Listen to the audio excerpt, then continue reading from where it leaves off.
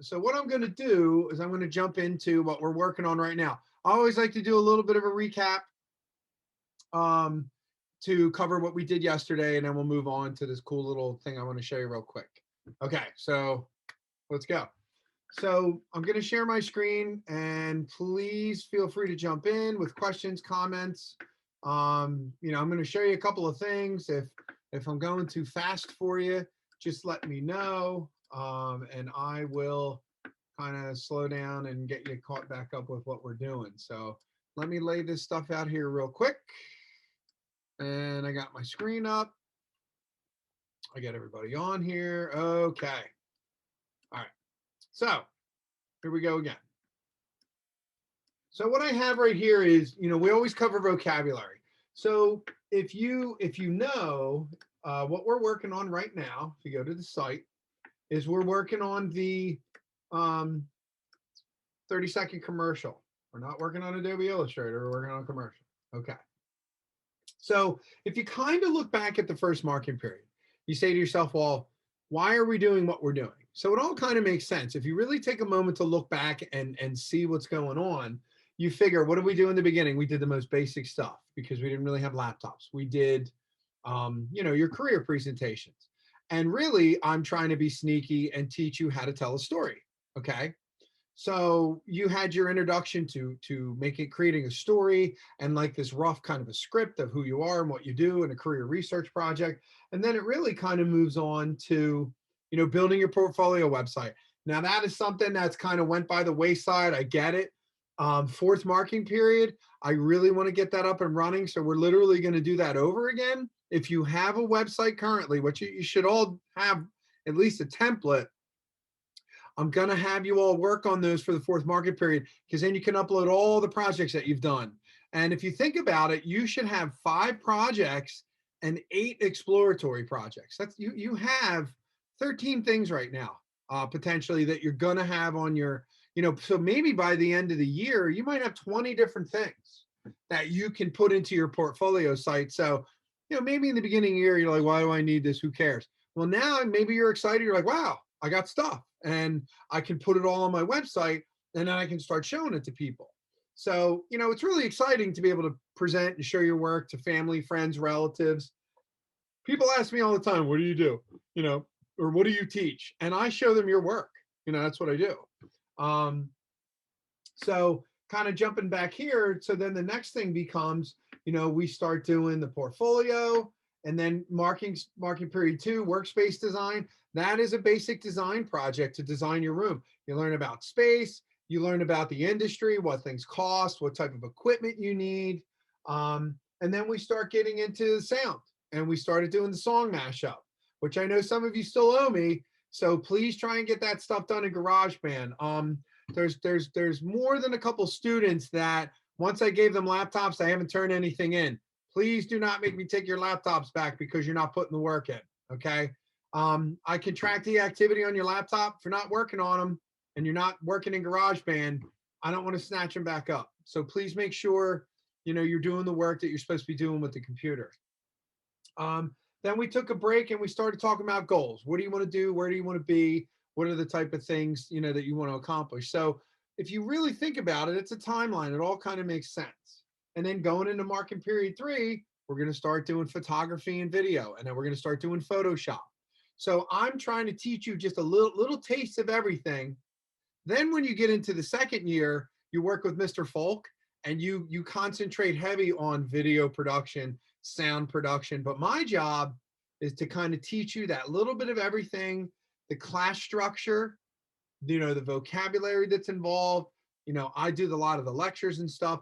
So I try to give you that good foundation year so that when you roll into the second year, you're just boom, boom, boom, get in the studio, get in the sound room, get in the video room, and just get to work. So really, you can't skip over the first year, I hate to say, is the most important because you're learning all those important first steps towards your goal of working in industry. So, with that being said, I always like to and I added this yesterday for those of you, I sent this out on Schoology, but yesterday I updated the website because I gave everybody that script that you can download, the script template. I actually uploaded that commercial that goes with it.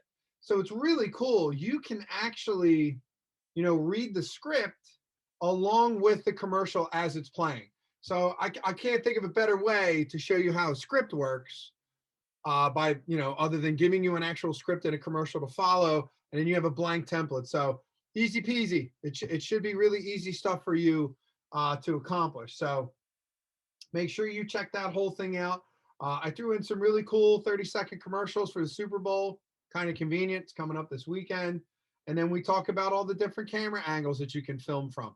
If you remember, we talked about camera angles from the snow day, the last 2 snow day activities that I've given you. So make sure you're on there doing those. So now I'm going to kind of jump into the lectures. And I was talking about the vocabulary terms that go with it. So you can check those out. I'll go over those later. But I wanted to get into the history of cinematography, or the history of photography. Cinematography is basically both photo and video. But it's really cool to see how stuff started, because really I have some cool props. I collect old cameras, and it makes you wonder, I've always, you might be wondering, how do you go from something cool and awesome like this, having your phone, that's this amazing camera that you can carry in your hand, when you look back in the early 1900s and this was one of the first cameras you could buy. Looks like a brick. This camera is over 100 years old. I think this camera is from 1907. And it literally, you just sit there, you pop the back open like that, and there's a giant hole in there, and you stick film in it. And that's what you did back then. You had this giant roll of film that you packed in here, okay? And then you look through this tiny glass piece right here, and then it reflected through this mirror. And this is where you took your picture. You sit here and you use this little winder, and you take your next picture, and you go to the next one, and this is the little clicker. So imagine carrying, they actually called it the brick. It makes sense. But this is a really old, if you could see it, Kodak camera, Kodak Brownie. Okay. It's kind of neat. You can actually get these at yard sales for $10. But imagine walking around with this thing like this, looking through, doing that, and taking your picture. But the thing is, if it came with 50 pictures in it, you would have to shoot this whole thing and send it to the factory. And then they developed it. So some people would have a year's worth of photos on here that they would have to send and get all the pictures. And then the company loads it back up with film again. Okay. So it's pretty amazing to see where we've come in about 100 years. So then things start getting a little bit better, and they start coming out with these cameras. I'm sure you've all seen these before, right?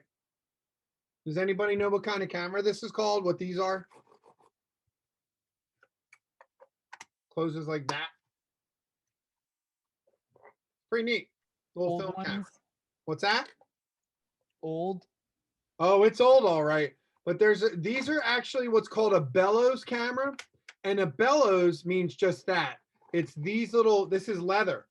And this moves in and out, and you take your picture with all your controls right here. Okay. This one's maybe about 75 years old. Okay. But this is what back in the day was considered portable, because you could fold it up, and it wasn't Does like, it still work? yes, believe it or not, if the big problem is they don't make film for it anymore. Some places do make custom film for it, but it's really expensive. But you really could go out and get the film for it. And then you have this little teeny window that you would open. It's like to see how many pictures you have left in it.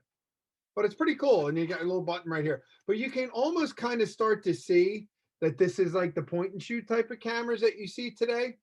You can start to see, well, you can start to see that evolution from a brick to something that's a little bit, has a lot more control. You can actually adjust the lens on here. So you can twist that. You can do the different settings on it. And then a little bit more, the 1950s rolled around, And then you had little cameras like this. So these, so believe it or not, and make a little room here. So believe it or not, this camera is this camera. So you might actually see on here, it says Brownie Hawkeye. This is the original Brownie. Okay. This sucker, like I said, 1907. So you should be able to see that. That says Kodak #2 Brownie. And then this one is the newer version. So this actually starts to look a little more like a cool design. And if you know the difference here, this is all metal. You know what this is made of? 1950s. Just started coming out. It was a real big deal. Plastic. Plastic. Actually back then they called it like Bakelite and they called it other different names, but this is early plastic. Now this stuff is brittle. You could drop it, crack it, and break it. A lot of the modern plastics now are a lot easier and more flexible to use. So Nathan, I saw you just jumped in, buddy. We're talking about the history of photography and different kind of cameras and stuff like that. Is everybody with me so far? Should I keep going? Is this interesting? Okay. Alex looks like he's having a good time. All right. So the Brownie was like a really big achievement because now they're thinking about comfort. It's something you can carry. It's got a nice little winding knob. It's got the picture right here. You can actually, it's a little dusty. It's got the thing on top you can look through and then goes through here and then you have your lens. So this really starts to become a lot easier to use. And if you pull this up, there's a timer feature. I can turn this. Now check it out. So that is how the camera would load with film. Okay. So imagine, you probably don't know this, but a film negative is usually about the size of a stamp. Okay. Back then they had to make these really big negatives on these rolls. And then they'd load this up with the film. But this was actually something that the user could do. So now you don't, it comes with the instructions on it, if you can kind of see it. So now you don't have to send this out anymore and wait a month for the pictures to come out. And I don't know if you remember the mail 100 years ago, wasn't that great. Stuff got lost. So now you can start buying these cameras that you can, as a user, put together on your own and be able to take pictures. Okay. So moving on. Now, does anybody know what a Polaroid is? Raise your hand if you know what a Polaroid is. Okay. Everybody, I think, knows what a Polaroid is. You know what that square piece of the square pictures that you shake when they come out of the camera, the instant cameras? Okay. So here's the funny part about that. So Polaroid, I thought I had one laying around somewhere. I used to, but I have a bunch because I used to have I still have Polaroid cameras. And, oddly enough, oh, check it out. So this camera, I forgot, I do have a roll. This is the film that you would put in that camera. So I actually do have this film. It's black and white film. If you actually keep it in a warm, dry room, this will last 100 years. Color film goes bad. You could still shoot it, but the colors are all funky, which is funny because they actually base Instagram filters on that. Okay. So anywho, the Polaroid pictures are those, let me stop sharing. I can't believe I did that. Because now you can actually see me better, right? It's a much bigger picture. Okay. So let's go back to where we were. So, we got the big old Brownie camera that you can see that now. Okay. And so Polaroids are these instant cameras where the film pops out and you shake it. Now, the funny thing is, you don't have to shake them. It's just something people got bored doing, waiting for them to finish processing. They take like 60 seconds. If you remember that song from Andre 3000, Shake It Like a Polaroid Picture, that's what they're talking about. So back then, that was an amazing accomplishment, Polaroid film, because before you'd have to take your film, you'd have to send it out, have it developed, have it printed. But imagine Polaroid has this little white square in the bottom with all the chemicals in it.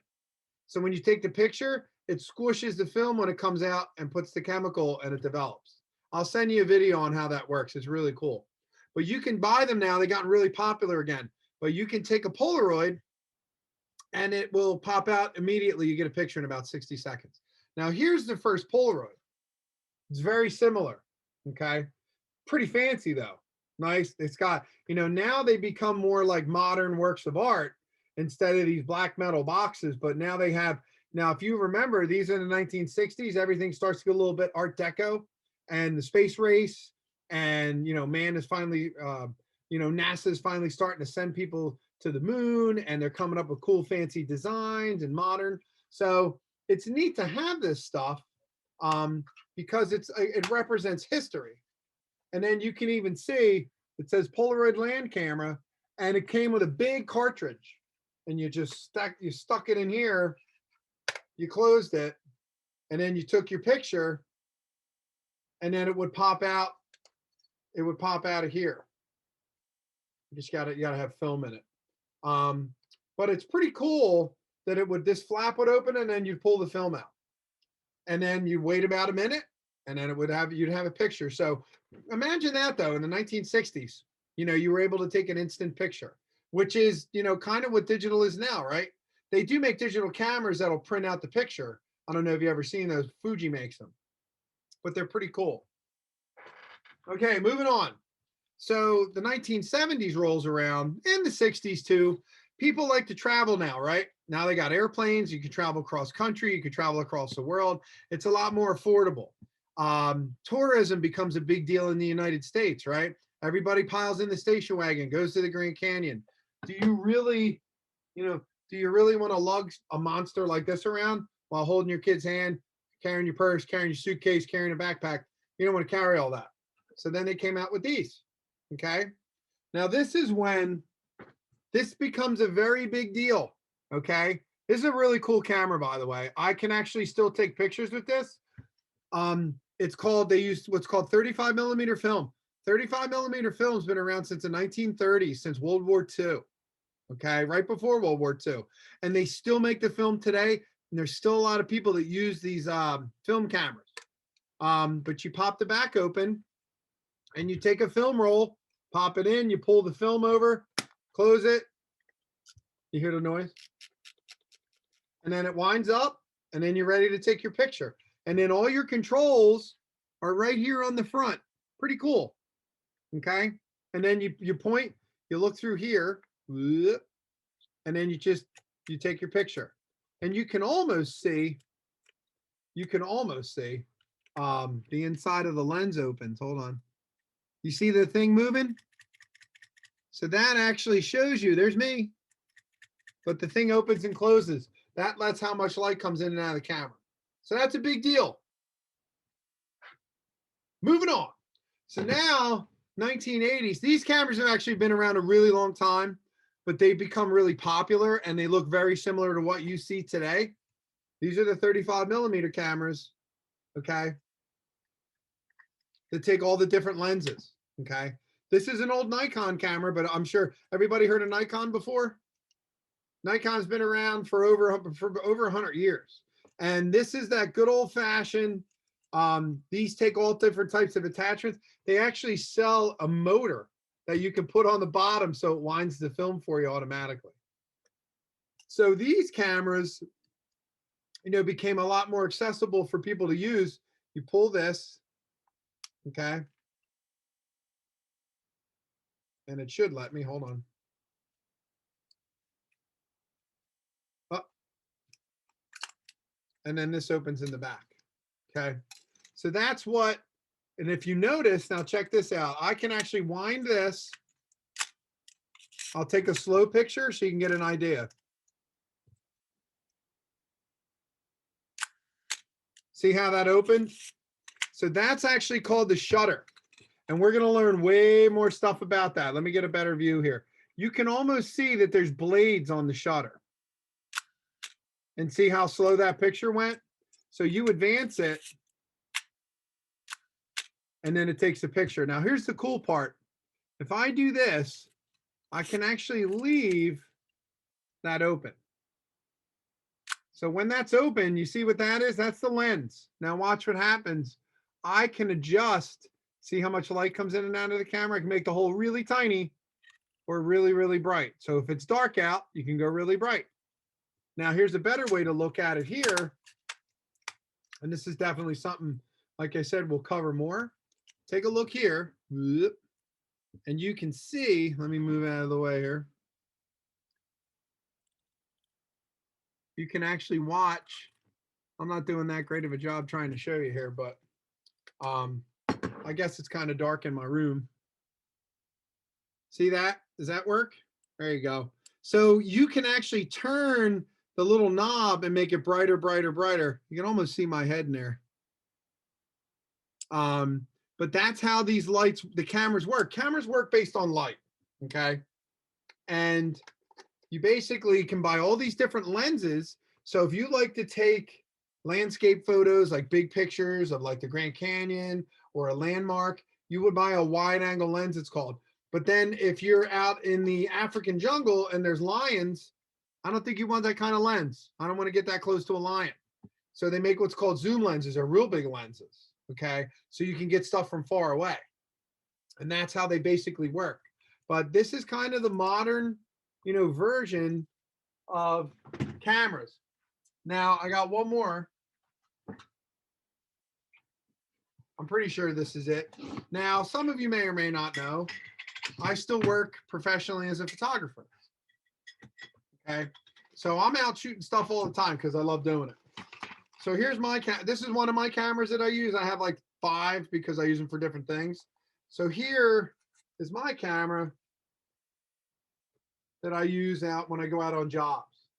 So, this camera's got the big lens on it, takes pictures from far away, but it's also really, really bright. Okay. It's got a big winder on the back. And then I have all these different lenses for all the different things that I like to go out, and photograph. Okay. So I can go out with just a couple things like this and be able to shoot a lot of stuff. And, it's digital. So it's got a digital back on it, takes digital pictures. But it's not that different from, these are the same camera company. See, they're both Nikons. Whoop. And the difference is this camera is about 40 years older than this one. But look how similar they are, right? They got the same stuff on top. It's almost funny because they have the same kind of layout. Because, cameras are very basic. They all do the same thing. They all take pictures. Okay. But it's pretty cool. Imagine this camera's 2 years old. Look at this. Look at that. You see the difference? This is, a little over 110 years difference. So imagine taking a picture with this and then having something like this now that you can go into all your photography and your video. This also does high-end professional video too. So I could take pictures and I could do video. So that's kind of what I wanted to show you today. I hope you found this interesting. I personally think it's awesome because you really do kind of know where things start and come from to really appreciate it. Same thing can be said for music. If you look at the history of music, there was a great special on VH1, The History of Rap, and where it all started and the equipment that they used back then. And then to see these digital, the computers that you use now at the recording studios, it really does make you appreciate, how all this stuff came to be. And some people like to go back, and there's actually a lot of photographers, if you start looking online, that like to shoot with old cameras, and they have a ton of followers because they like to see, the different effects and the different type of pictures. But, I'll bet none of you here have ever had to take a picture, take it to a lab, wait 3 or 4 days and hope that the picture came out. Imagine that. I used to have to shoot weddings with a film camera, and I got paid a lot of money to shoot a wedding. There were times I'm like, ooh, was she blinking? Did I get that picture? Was my lighting right? That would freak most of you out, correct? So when I used to shoot weddings, I had 10 rolls of film. I was only allowed to take 240 pictures. It sounds like a lot, right? A lot of digital photographers now take over 1,000 pictures because it's digital. It doesn't matter. You just put a memory card in it. So it's pretty crazy to see, how this is all kind of evolved. I started, but the cool thing is if you go to Montgomery County Community College and you take basic photography, you shoot with a film camera, you shoot black and white film. They teach you how to develop your own film by hand with chemicals in a dark room. And I would definitely tell you that's a great way to introduce yourself into photography. It's awesome. I actually want to go take the class so I can go print my own stuff that I haven't printed in a long time. But if you want, I can show you some slides and some negatives of stuff that I shot when I was first in college, just to kind of give you an idea. And I'll dig out some Polaroids too, okay? And I'll show you what that stuff. I have this huge plastic tub with thousands of pictures I've taken since I was a kid. Eventually, I'm going to do something with it someday. But let me show you this real quick and then I'll let you go. So if you want to learn more, I have some really cool stuff here. And it is on, obviously it's on the website. So if you go up to here to marking period 3, you go to the lectures. I would tell you, if you have time right now, work till 2:00 and you can actually look at some of the stuff I posted here, and it covers the beginning of photography. This is a great video. There was a couple of brothers from France named the Lumiere brothers, and they pioneered a lot of what modern photography is today. And this is actually the very first video or cinematographic recording ever done. It's the first moving picture ever taken. So it's really cool. And then there's some cool modern stuff that's in here. But there's some cool dates of some big deals that have happened. And then once again, we'll get into this next week, how the cameras actually work. I showed you all that stuff, but then we start talking about exposure, aperture, shutter speed, film speed, and then we get into the movements of cameras. And this is something you're all going to use: video, photo, all that type of work. So it's kind of a nice way to introduce you to the stuff. When you actually come to the classroom, I have all these cameras on display. And some of the students actually bought the film and shot with them, which is pretty cool. So does anybody have questions or comments about anything I just covered? Will we need for the project? Do we need to use for the script? Do we have to explain what the camera movement is? When you write the script, make sure the first thing you should do, Steve, actually wait till tomorrow and I'll work with you on it. But the very, very first thing you should do is download the script, right? The first page is blank and the second page is the script of that commercial. You should hold that script in your hands or on your screen and watch that commercial a couple times. And then you can understand the different camera angles that are written down. But yes, you should say, if you're filming a commercial out in the woods, you would say wide shot in the woods, close up to person's face holding hot chocolate. And it's an ad for hot chocolate. Okay. It doesn't have to get crazy, but you do have to understand and explain what angle you're going to be filming from. And what type of shot you're going to use, and all of that I'll show you again real quick. Let me share one more time. So all of that can be seen right here in the lectures page. Okay, please don't forget to go to the lectures page. Everything is right here. Look, zoom, pan, tilt. It shows you the different camera angles. Okay, and then I have a cool thing right here, shooting a product video. So everything you need is here, okay? But don't skip over this because you're going to struggle with this assignment, okay? But once again, going back to the actual assignment, to the commercial, you can go down here, okay? And then watch that commercial and download that script, okay? And then as you go down, this is what you should look at too, Steve. This talks about all the film angles. So if you look, the sound is horrible, but if you look, it'll show you. This is what's called a full shot. This is a medium close up. Okay, does it make sense, right? Then you start to look at super duper close up ones. Okay. That's a close up number 2. So there's a lot of different angles that you can work with. It's called a Dutch angle. When you turn the camera a little bit, you tilt it. So there's a lot of different things you can think of, but that's kind of low angle. That's also called worm's eye point of view.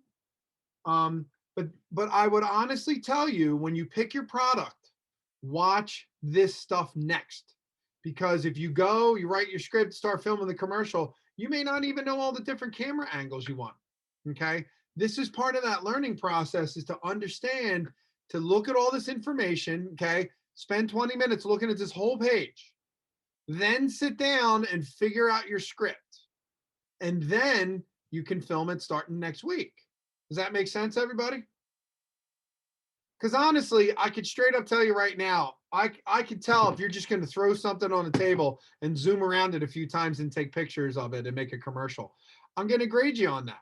Okay. I grade people based on their effort and their creativity. Okay. So you might as well do a good job. Doing a good job takes almost just as long as doing a bad job. So, the biggest thing is, and it's because there's no teacher there to point at you and tap you on the shoulder and go, read this, look at that, look at that. Everybody here really needs to take it upon themselves to look at all this information. I'm putting a ton of great information out there. I still have students that graduated to come on my site to look at this stuff. But if you're not going to look at it, you're missing such a big part of the assignment. Okay. So please make sure you look at that stuff. I'm going to do a post again on Schoology with this video, and then links to the different things. But Alex asked the question, do we have to research the camera? You don't have to. I'm actually just did that cool presentation just to kind of give you an idea on where cameras came from and how they work. Some people end up filming, movies with vintage cameras. That's starting to become popular again, where some of these avant-garde, independent filmmakers are actually starting to film with film again, because it has a very particular look. Does anybody have a turntable and play records? Anybody have records? Raise your hand if you have records. Nobody here has records. Shame on all of you. Records sound so much better than digital quality. They have such a nice, warm tone, and the little bit of the crackle. I'm telling you right now, if you've never listened to a record, it's become really popular again. We're actually doing an assignment in the future where we're going to design an album cover. But listening to vinyl and a tape and then a CD, who's into music? Like, raise your hands if you want to get, work in music. Okay, so I got a couple. Y'all need to get records. I will bring in a record player and I will play some stuff for you. Okay.